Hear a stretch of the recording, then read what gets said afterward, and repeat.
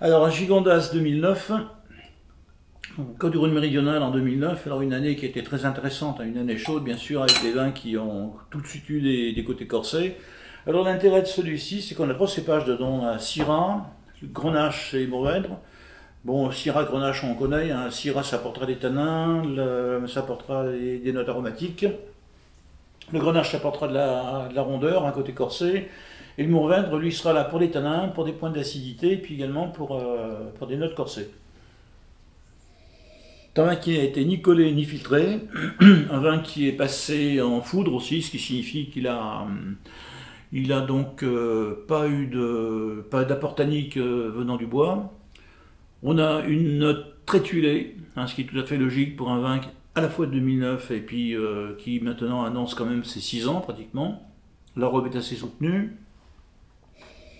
C'est très aromatique, avec peut-être une petite note de grenache, une petite dominante de grenache. Le vin part dans des notes corsées, des notes un petit peu automnales, c'est de l'évolué, c'est un petit peu du fruit sec. Ben, il y a une très belle harmonie entre les trois cépages, on n'a pas vraiment de dominante qui s'affirme. Le fait que ce soit ni collé ni filtré, ça donne un côté rustique. Le passage dans les foudres, ça va vous donner ce côté un petit peu... un peu presque asséchant quelque part. Mais le côté asséchant, c'est dû à deux choses, hein. C'est dû effectivement dans un passage en barrique.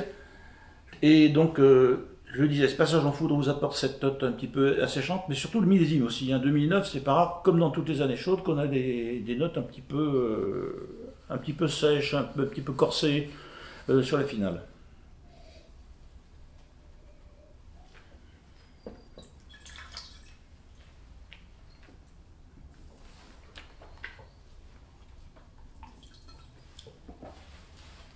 C'est corsé, c'est épicé, fruité mûr, pardon. Tanins qui sont relativement fondus, mais des tanins qui sont secs, mais secs au bon sens du terme. Ce sont des tanins méridionaux, ce qui est tout à fait normal. Je pense que le Mourvèdre, on le trouve au niveau des tanins.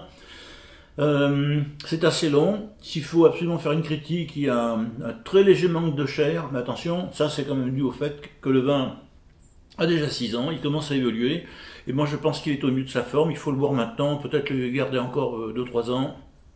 Alors sur quoi?